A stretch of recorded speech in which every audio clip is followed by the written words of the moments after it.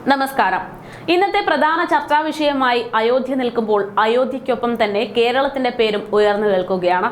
അതിന്റെ പ്രധാന കാരണം രാജ്യത്ത് തന്നെ ഏറ്റവും കൂടുതൽ സഖാക്കന്മാരുള്ള നാടായ കേരളത്തിൽ നിന്നാണ് ഇന്ന് അയോധ്യയിലേക്ക് വലിയൊരു വിഭാഗം എത്തിച്ചേർന്നത്.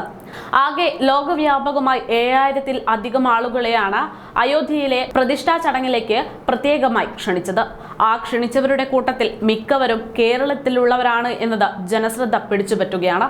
ഏകദേശം 2000-ഓളം പേരെയാണ് കേരളത്തിൽ നിന്ന് മാത്രം ക്ഷണിച്ചതെന്നാണ് കണക്കുകൾ. എന്നാൽ ഇതിൽ എത്ര പേർ പരിപാടിയിൽ പങ്കെടുത്തു എന്ന കാര്യത്തിൽ പൂർണ്ണമായ വിവരം ലഭിച്ചിട്ടില്ല.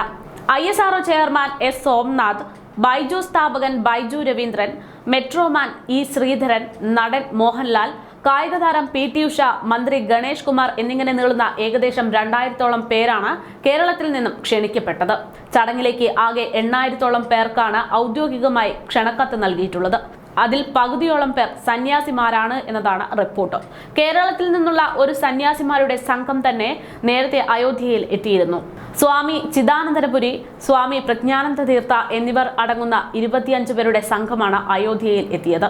എന്നാൽ ഇവിടെ അതിശയം, ഇത്ര വലിയൊരു സഖാക്കന്മാരുള്ള കേരളത്തിൽ നിന്ന് 2000-ലധികം പേരെയാണ് അയോധ്യയിലേക്ക് ക്ഷണിച്ചിരിക്കുന്നത് എന്നതാണ്.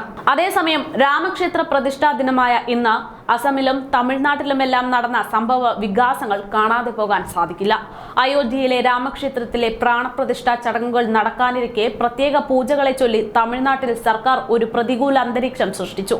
തമിഴ്നാട്ടിലെ ദേവസ്വം ക്ഷേത്രങ്ങളിൽ പൂജയ്ക്കും അന്നദാനത്തിനും വിലക്കെന്ന് BJP ആരോപിക്കുന്നു. ഇത് സംബന്ധിച്ച് ദേവസ്വം വകുപ്പ് ജീവനക്കാരന്റെ സംഭാഷണം എന്ന പേരിൽ ശബ്ദരേഖയും പുറത്തു വന്നിരുന്നു. അത് മാത്രവുമല്ല, പ്രാണപ്രതിഷ്ഠാ ചടങ്ങ് സംപ്രേഷണം ചെയ്യുന്ന സ്ക്രീനുകൾ പോലീസ് പിടിച്ചെടുത്തു എന്ന വിഷയം കോടതി വരെ എത്തിയിരിക്കുകയാണ്.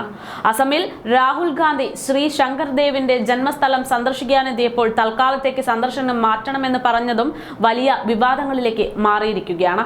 രാഹുൽ ഗാന്ധിയെ തടഞ്ഞതിന് പിന്നാലെ രാഹുൽ ഗാന്ധി അവിടെ കുത്തിയിരിപ്പ് സമരം നടത്തി. കേന്ദ്രം ക്ഷേത്രത്തിൽ പ്രവേശിക്കാൻ അനുമതി നൽകിയിരുന്നുവെങ്കിലും പോലീസ് തങ്ങളെ തടയുകയാണ് എന്നതാണ് രാഹുൽ ഉയർത്തുന്ന ആരോപണം. അതേസമയം പ്രതിഷേധത്തെ തുടർന്ന് അസമിലെ MP-യെയും MLA-യെയും മാത്രം ക്ഷേത്രത്തിലേക്ക് കടത്തിവിടാമെന്നും രാഹുൽ ഗാന്ധിയെ ഇപ്പോൾ കടത്തിവിടാൻ സാധിക്കില്ല എന്നും ക്ഷേത്രം അധികൃതർ വ്യക്തമാക്കിയതായ വിവരങ്ങളും പുറത്തുവരികയാണ്. രാഹുൽ ഗാന്ധിയും നേതാക്കളും റോഡിൽ കുത്തിയിരുന്ന് സമരം ചെയ്തതാണ് ഇന്ന് വാർത്തകളിൽ നിറഞ്ഞത്.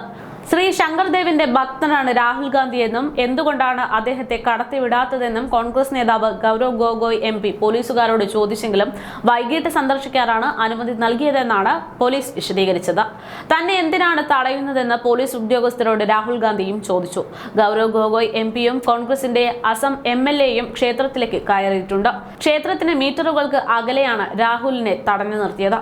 പോലീസ് ബാരിക്കേഡ് ഉപയോഗിച്ചായിരുന്നു രാഹുൽ ഗാന്ധിയെ മുന്നോട്ട് പോകുന്നതിൽ നിന്ന് തടഞ്ഞത്. KC വേണുഗോപാൽ, ജയറാം രമേശ് എന്നിവരടങ്ങുന്ന നേതാക്കളും ഇദ്ദേഹത്തിനൊപ്പം ഉണ്ടായിരുന്നു. അയോധ്യയിലെ പ്രാണപ്രതിഷ്ഠാ ചടങ്ങ് നടക്കുമ്പോൾ അസമിലെ ശ്രീ ശങ്കരദേവിന്റെ ജന്മസ്ഥലം സന്ദർശിക്കുന്നതിന് നേരത്തെ തന്നെ രാഹുൽ ഗാന്ധിക്ക് തൽക്കാലത്തേക്ക് മാറ്റിവെക്കണം എന്ന നിർദ്ദേശം നൽകിയതാണ്. എന്നാൽ ഈ നിർദ്ദേശം ലംഘിച്ചിട്ടാണ് രാഹുൽ ഗാന്ധി വന്നതെന്നും ഇവിടെ പ്രശ്നങ്ങൾ ഉണ്ടാകാനുള്ള സാഹചര്യങ്ങൾ ഒഴിവാക്കാൻ വേണ്ടിയാണ് ഇത്തരത്തിൽ തടഞ്ഞു നിർത്തിയതെന്നും പോലീസിന്റെ വിശദീകരണവും പുറത്തുവന്നു.